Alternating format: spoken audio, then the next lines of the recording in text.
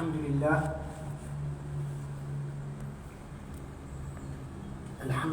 nahmaduhu wa nasta'inuhu wa nastaghfiruhu wa nu'minu bihi wa natawakkalu alayhi wa na'udzu billahi min shururi anfusina wa min sayyiati a'malina man yahdihillahu fala mudilla lahu wa man yudlilhu fala hadiya lahu wa nashhadu an la ilaha illallah wahdahu la sharika lahu ونشهد أن سيدنا وحبيبنا وشفيعنا محمدا عبده ورسوله صلى الله عليه وعلى آله وصحبه وبارك وسلم تسليما كثيرا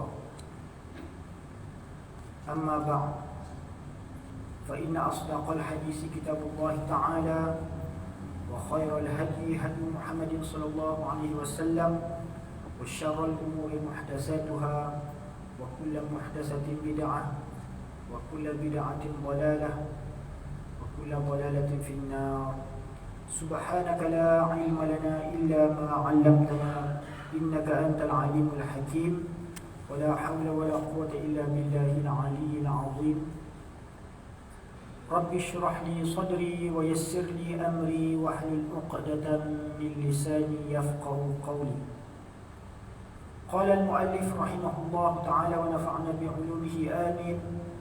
Telah berkata pengarang kitab Al-Jawharul Mawhub wa Munabbihatul Qulub bagi Al-Alim Al-Allamah Syekh Ali Ibni Abdul Rahman Al-Kalantani.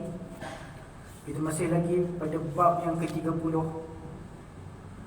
Al-Babus Salasun, ya, fi fadilati birril walidain, pada bab kelebihan berbuat bakti bagi dua ibu bapa. Dan kita sampai pada buku surat yang ke-159 bagi kitab yang Jawi.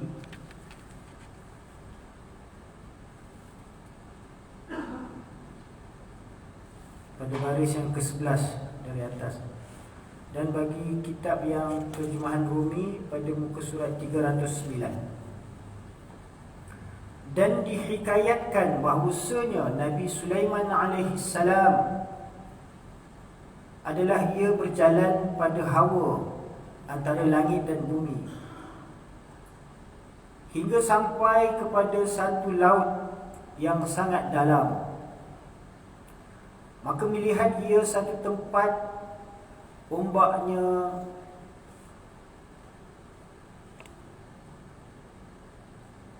sangat besar alunannya, yang mana menakutkan akan orang yang melihat akan dia. Yani Nabi Sulaiman alaihissalam satu ketika bersama dengan singgasana dia, dengan bala tentera dia, berjalan ia pada hawa antara langit dan bumi hingga sampai kepada satu laut yang sangat dalam. Maka melihat ia satu tempat ombaknya sangat besar alunannya, yang menakut akan orang yang melihat akan dia. Maka menyuruh ia akan angin diam, maka diam ia. Maka menyuruh ia akan syaitan menyelam pada laut itu, maka menyelam ia.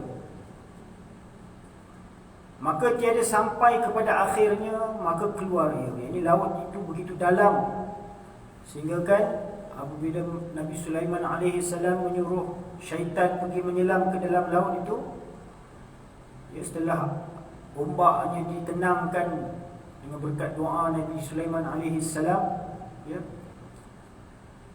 maka syaitan menyelam ke dalam laut itu sampai tiada sampai kepada akhirnya. Ia tak sampai ke dasar, ya, punya dalam lautan itu. Maka keluar ia. Maka menyelam yang lain, syaitan yang lain pula pergi menyelam. Maka mengeluar ia akan satu kubah daripada mutiara yang putih, tiada lubang baginya. Ini apabila menyelam syaitan yang lain pula, maka mereka mengeluarkan di bawah, di dasar laut itu, daripada dasar laut itu satu kubah daripada mutiara yang putih, tiada lubang baginya. Ini sebiji mutiara yang besar, ya, yang tiada lubang baginya. Maka dihantarkan dia di hadapan Nabi Sulaiman alaihi salam. Maka ta'ajub Nabi Sulaiman alaihi salam dan mendoa ia akan Allah Subhanahu wa taala. Maka terbuka kubah itu pintunya. Jadi pada mulanya dilihat mutiara yang besar itu tiada lubang, ya. Tak ada lubang pun, tapi dengan berkat doa Nabi Sulaiman alaihi salam, maka tiba-tiba ada padanya terbuka kubah itu pintunya. Maka tiba-tiba ada padanya orang muda duduk sujud di dalamnya. Yang ini di dalam mutiara yang besar itu. Setelah terbuka, ya, maka kelihatan seorang pemuda sedang bersujud di dalam mutiara itu, ya. Maka berkata Nabi Sulaiman baginya, adakah engkau daripada malaikat atau daripada jin? Tanya Nabi Sulaiman AS kepada pemuda tersebut. Katanya, tiada, tetapi aku daripada anak Adam. Jadi kata pemuda tersebut, aku ni adalah dari kalangan anak Adam. Yang ini manusia lah, bukan daripada kalangan malaikat dan bukan pula daripada kalangan jin. Maka sabda Nabi Sulaiman AS, sabdanya, apa sebab tercapai engkau akan ini karamah? Ini bertanya Nabi Sulaiman AS kepada pemuda tersebut, bagaimana kamu mendapat kemuliaan karamah yang sedemikian ini sehingga kamu dapat duduk di dalam sebiji mutiara yang besar di dasar laut, ya, dalam keadaan selamat, ya. Bagaimana engkau mendapat kemuliaan itu, ya? Apa sebab tercapai engkau akan ini karamah, ya, karamah atau kemuliaan? Katanya, dengan sebab berbuat bakti bagi dua ibu bapa. Jadi dengan sebab kebaktiannya kepada kedua ibu bapanya, maka Allah Subhanahu wa taala telah memberikan kepada pemuda itu kemuliaan tersebut, ya. Beribadat di dalam kebetulan mutiara yang besar sehingga berada di dasar laut. Dan bahawasanya adalah ibuku tua dan aku tanggung akan dia di atas belakangku. Ini khidmatnya menjaga ibunya, ya, yang sudah tua. Dia tanggung ibunya itu di atas belakangnya tu, ya, walau ke mana dia pergi. Dan adalah doa baginya. Jadi doa ibunya itu kepada anaknya tu, disebabkan khidmat anaknya tu membawa ibunya, ya, menanggung dia di atas belakangnya disebabkan keuzuran ibunya mungkin tak dapat berjalan, ya. Maka dia menanggung ibunya di atas belakangnya. Dan ibunya berdoa untuk pemuda itu, hai Tuhanku, rezekikan olehmu akan dia bahagia dan jadikan baginya suatu tempat kemudian daripada matiku, tiada pada bumi dan tiada pada langit tempat ketetapannya. Demikian doa si ibu tadi kepada anaknya yang berkhidmat kepadanya itu. Ini apa doanya? Dia mendoakan supaya Allah Subhanahu wa taala mengurniakan rezeki kebahagiaan, ya, dan memberikan tempat kepada anaknya itu sesudah dia wafat nanti, satu tempat yang istimewa, bukan di bumi dan bukan di langit, ya. Jadi kerana itu dia berada di dalam laut. Maka tatkala wafat ia, maka aku berjalan pada laut. Jadi setelah ibunya meninggal dunia, maka satu ketika dia berjalan di tepi-tepi pantai itu, ya, maka katanya, aku lihat satu kubah daripada mutiara yang putih, ya. Ketika dia berada di tepi pantai itu, dia terlihat satu kubah daripada mutiara yang putih. Maka tatkala hampir aku akan dia, terbuka ia bagiku. Ini apabila dia melihat satu kubah yang besar, ya. Kalau mutiara biasa kecil, ya, ini mutiara yang besar, ya, berupa kubah, ya. Maka dia pun dengan keadaan takjubnya, dia pun menghampiri kubah mutiara itu. Lalu tiba-tiba terbuka mutiara tersebut, ya. Maka aku masuk akan dia Lalu apabila dia masuk, maka tertutup ia dengan kudrat Allah. Ya. Maka ada aku di dalamnya dan tiada aku ketahui adakah aku pada hawa, ini pada udara atau pada bumi. Dan direzekikan daku Allah Ta'ala. Ini Allah Subhanahu Wa Ta'ala mengurniakan rezeki kepada pemuda tersebut selama mana dia berada di dalam kubah mutiara itu. Ya.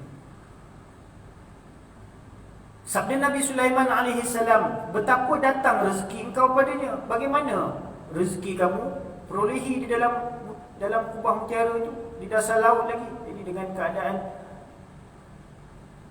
hairan, Nabi Sulaiman alaihi salam bertanya kepada pemuda tersebut, sembahnya, apabila lapar aku keluar daripada batu ini pohon kayu serta buahnya, yakni daripada dinding buah mutiara tu yang mana dia berada di dalamnya tu, ya.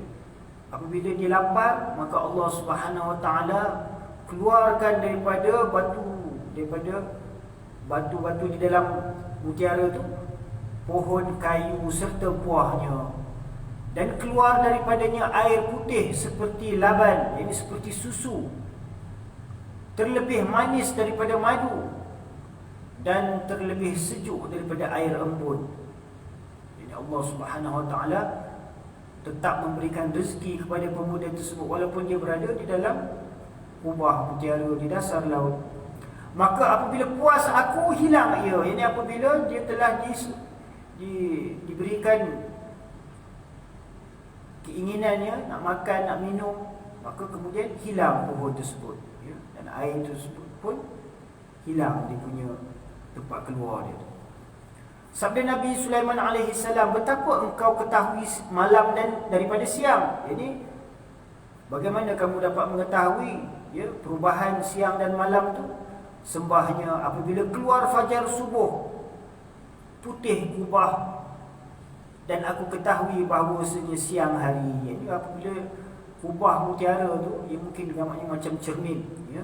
Apabila dia berada di dalam laut, apabila siang, apabila terbit matahari, ya, maka dia nampak cerah daripada cengkerang mutiara tu, ya. Dan apabila malam hari, dan apabila jatuh matahari berhadap kelam, yang apabila sudah tiba waktu malam, aku ketahui bahawasanya sudah malam. Ini keadaan gelap itu membuatkannya mengetahui bahawa waktu malam sudah masuk.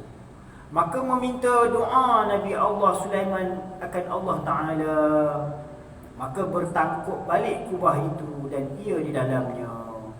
Jadi Nabi Sulaiman AS mendoakan semoga Allah Subhanahu Wa Ta'ala memelihara pemuda tersebut, kemudian tertangkup balik kubah itu di dalam, dan pemuda itu berada di dalam mutiara itu.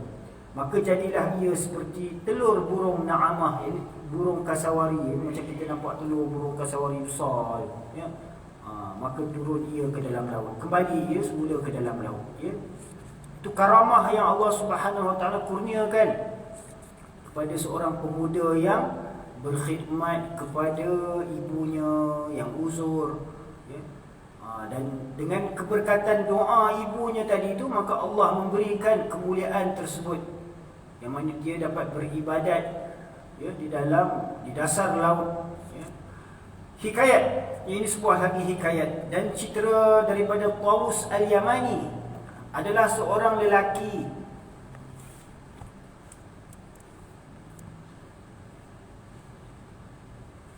dan ada baginya 4 orang anak. Ini seorang lelaki itu mempunyai 4 orang anak. Maka sakit ia, ini lelaki tersebut mula mengalami keuzuran, ya, mungkin disebabkan sudah tua. Maka berkata anak yang besar daripada mereka itu, ini daripada 4 orang anak tu, anak yang sulung berkata, ada kalanya kamu membelakan sakitnya, dan tiada bagi kamu daripada pusakanya sesuatu. Dan ada kalanya aku yang membelakan sakitnya, dan tiada bagi aku sesuatu daripada pusakanya. Ini abang itu berundinglah dengan adik-beradiknya tu supaya bergila-gila lah jaga bapaknya sakit, ya. Dan janganlah kita ambil upah pula, nak ambil harta pusaka ayah kita ni dengan sebab kita jaga dia waktu dia sakit. Ya. Ini abang itu memberikan mesyuarah kepada adik-beradik. Maka apa kata adik-beradik mereka? Maka berkata mereka itu, engkau yang membelakan sakitnya. Ini mereka serahkan kepada si abang tu untuk menjaga ayahnya yang sakit. Engkau yang membelakan sakitnya. Maka membela yang besar akan sakit bapanya. Yang ni anak yang sulung tadi tu, jagalah bapaknya dalam keadaan uzur tu, hingga mati ia, sehinggalah ayahnya tu meninggal dunia. Dan tiada ia mengambil akan sesuatu daripada hartanya. Yang ini ikhlas dia menjaga, ya, menguruskan keperluan ayahnya sehingga akhir hayat ayahnya tu, ya, tanpa dia ambil sesuatu pun daripada harta ayahnya. Maka dikata orang baginya di dalam tidurnya. Ini setelah meninggal ayahnya itu, ya, setelah diuruskan jenazahnya, perkebumiannya, maka tiba-tiba satu malam tu si abang tadi tu, anak yang sulung tadi tu telah bermimpi, ya. Maka dikata orang baginya di dalam tidurnya tu, maksudnya dia bermimpi, ya. Dia telah bermimpi. Apa dalam mimpinya itu? Ada orang berkata kepadanya, pergi olehmu pada tempat anu, ini sekian-sekian tempat kamu pergi. Ini dalam mimpi itu ada orang menyampaikan pesanan kepada dia, pergi olehmu pada tempat anu sekian tempat, maka ambil olehmu daripadanya 100 dinar dan tiada berkat padanya. Tiada padanya berkat.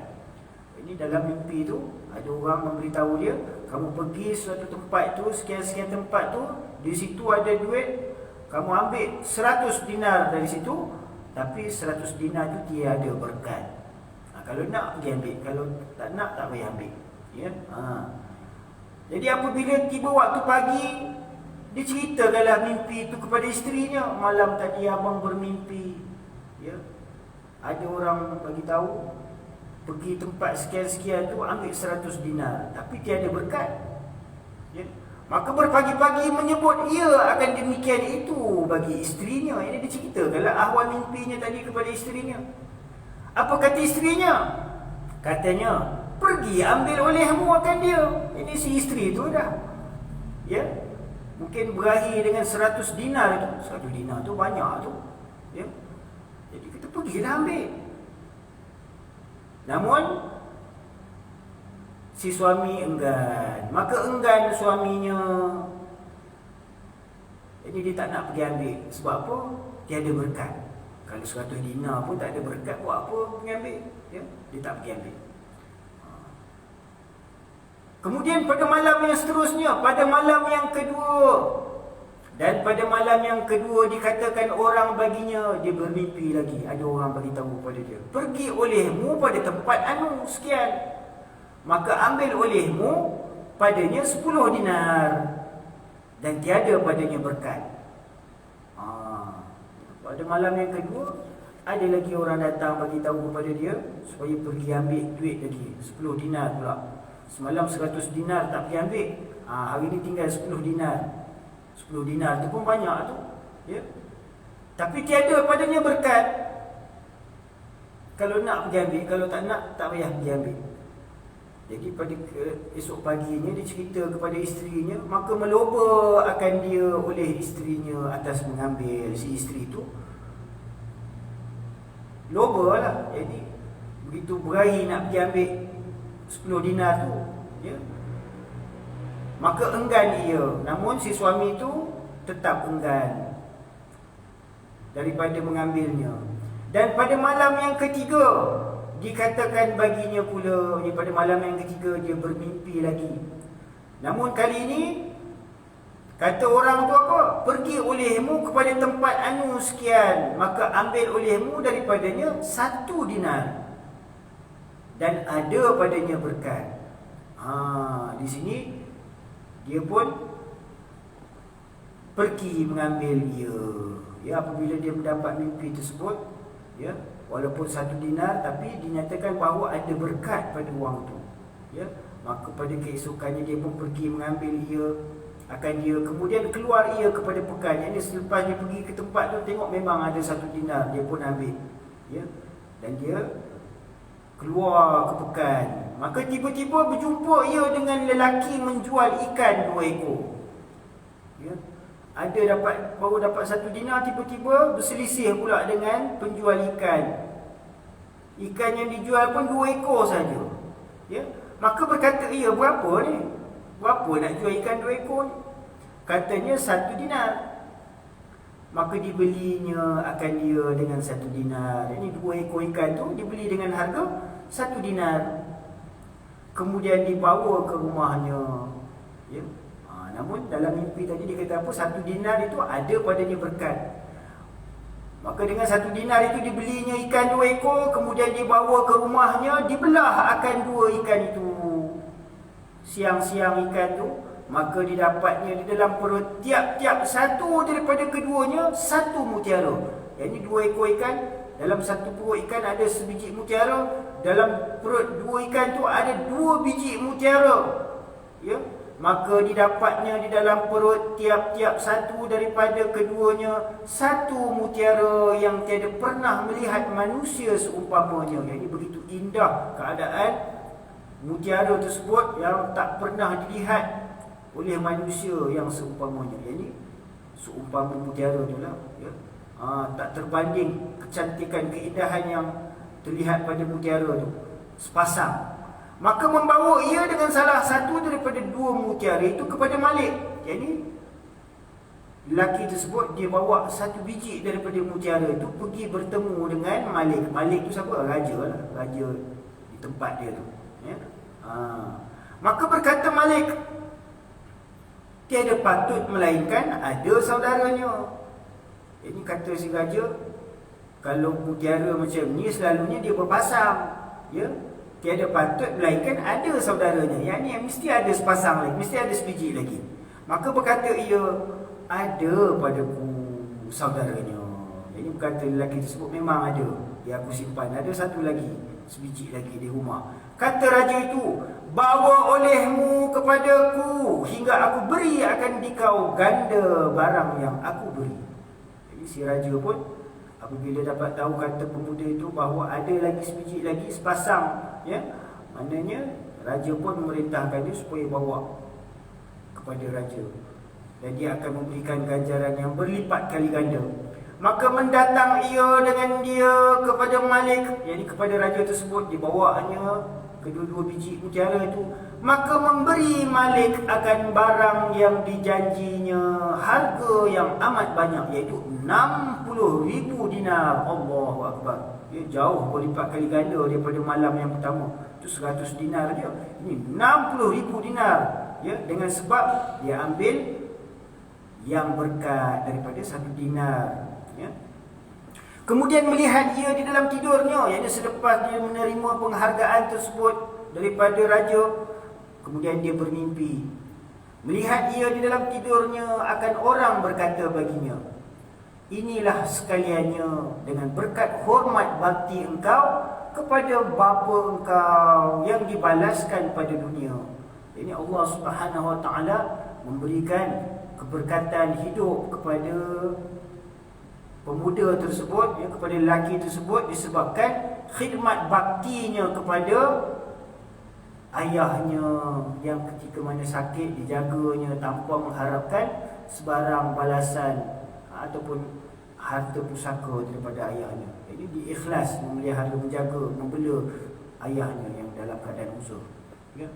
Jadi itulah sekaliannya dengan berkat hormat bakti engkau kepada bapa engkau yang dibalaskan pada dunia. Itu ganjaran yang diberikan kepadanya di dunia.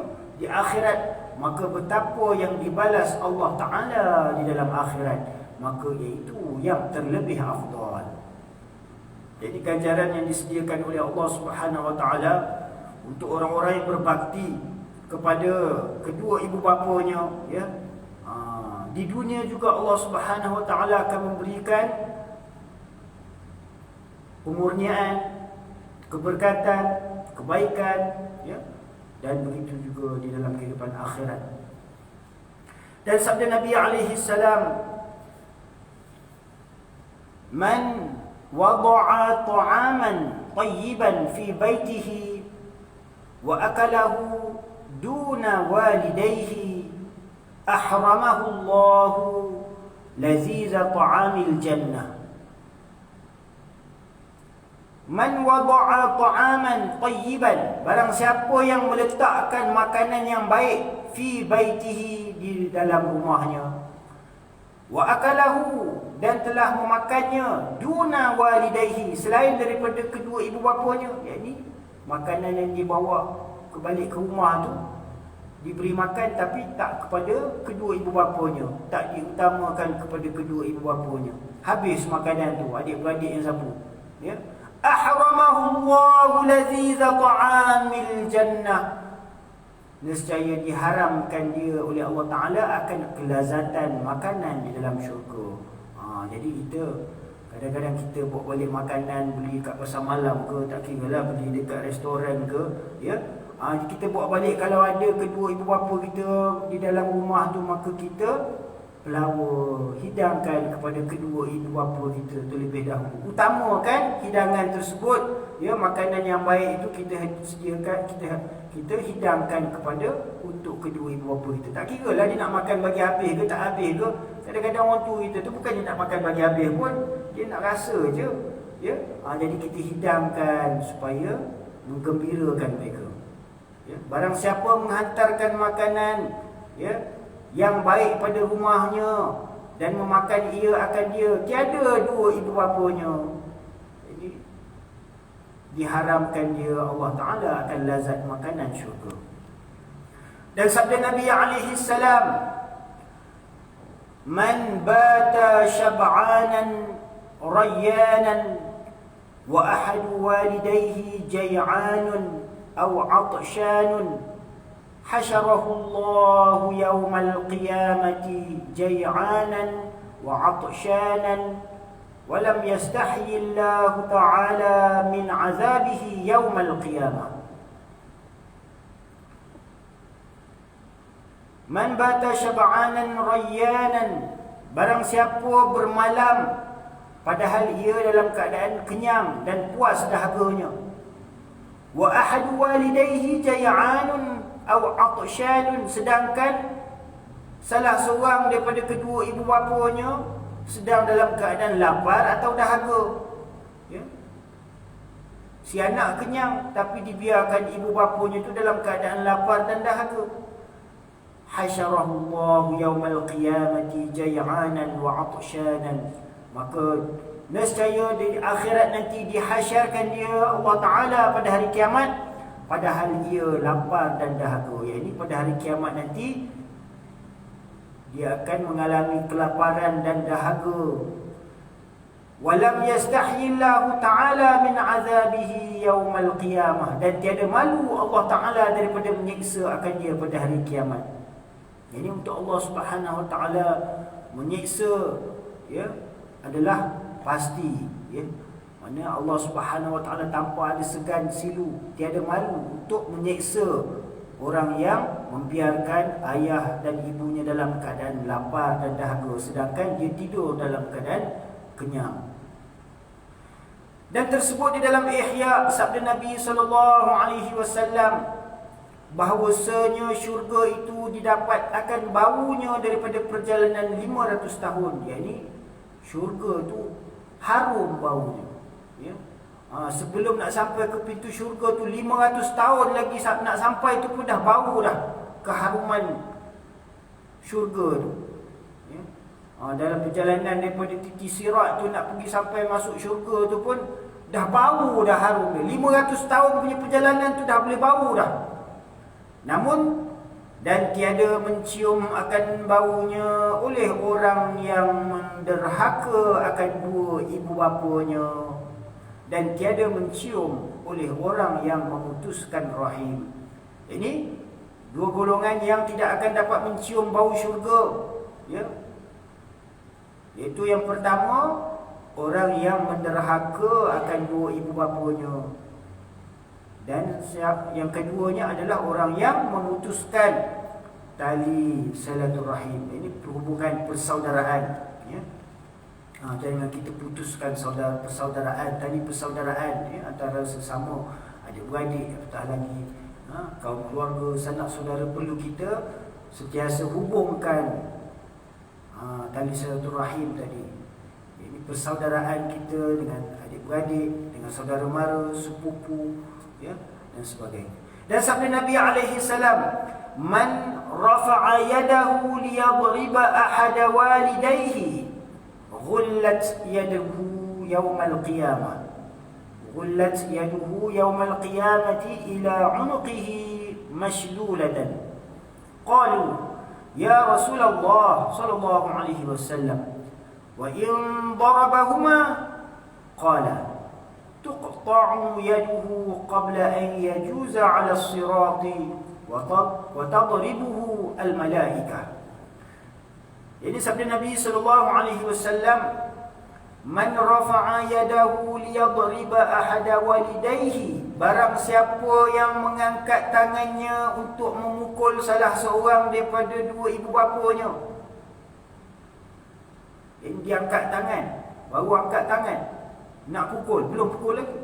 Ghullat yaduhu yawmal qiyamati ila 'unuqihi mashlulatan, maka nescaya dibelenggu akan tangannya pada hari kiamat kepada tengkuknya. Ini dia akan ikat tangan tu ke tengkuknya, padahal lasa lumpuh tangannya, dalam keadaan tangan tu lumpuh.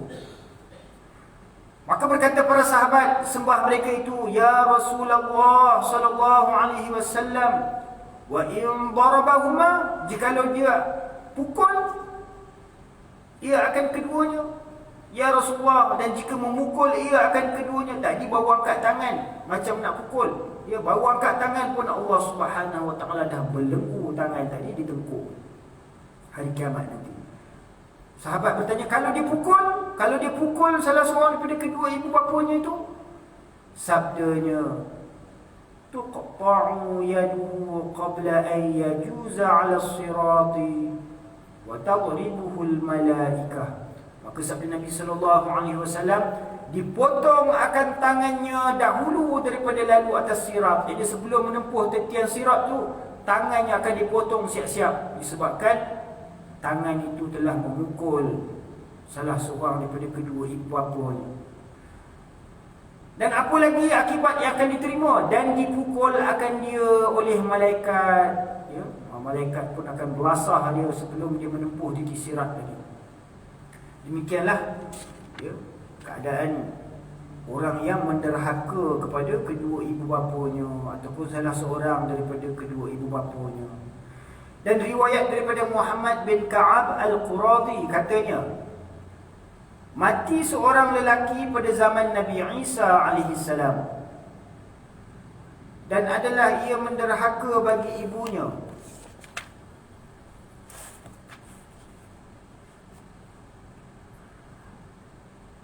Ini seorang lelaki telah meninggal dunia, ya, pada zaman Nabi Isa alaihi salam. Dan pemuda itu, yakni lelaki itu, ketika dia hidup, dia menderhaka kepada ibunya. Maka menghubungkan dia syafaat kasih sayang. Maka si ibu tadi tu, dia pergi bertemu dengan Nabi Isa AS, kerana nak menghubungkan dia menghubungkan syafaat kasih sayangnya kepada anak itu. Ditanya bagaimana ahwal si anak tadi. Maka datang ia kepada Nabi Isa AS, maka sembah ia, minta olehmu akan Allah bahawa dihidupkan anakku supaya aku tanya akan dia daripada halnya. Ya. Si ibu tadi datang menghadap kepada Nabi Isa AS, kerana Nabi Isa AS memang diketahui antara mukjizatnya dapat menghidupkan orang yang sudah meninggal dunia. Maka sembah ia, minta olehmu akan Allah bahawa dihidupkan anakku supaya aku tanya akan dia daripada halnya. Dia minta Nabi Isa AS supaya hidupkan kembali anaknya tadi, supaya dapat ditanya bagaimana hal keadaan dia sesudah mati. maka minta doa ia, maka dihidupkan dia Allah Subhanahu wa taala. Jadi dengan izin Allah Subhanahu wa taala, Allah menghidupkan kembali si anak tadi dengan berkat doa Nabi Isa alaihi salam. Maka berkata ia, maka Nabi Isa alaihi salam berkata, apa hal kamu? Bagaimana hal keadaan kamu?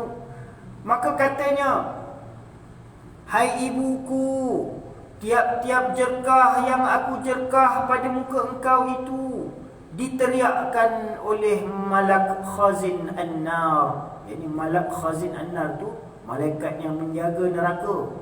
Ya. Hai ibuku, tiap-tiap jerkah yang aku jerkah pada muka engkau itu. Jadi si anak tu biadab gamanya dengan ibunya tu, selalu jerkah, meninggikan suara kepada ibunya, menengking ibunya. Jadi setiap jerkahan, setiap tengkingan, tiap-tiap jerkah yang aku jerkah pada muka engkau itu, balasannya yang didapat dalam kubur itu apa? Diteriakkan oleh malak khazin an-nar, ini malaikat penjaga neraka itu, dengan 70 teriakan.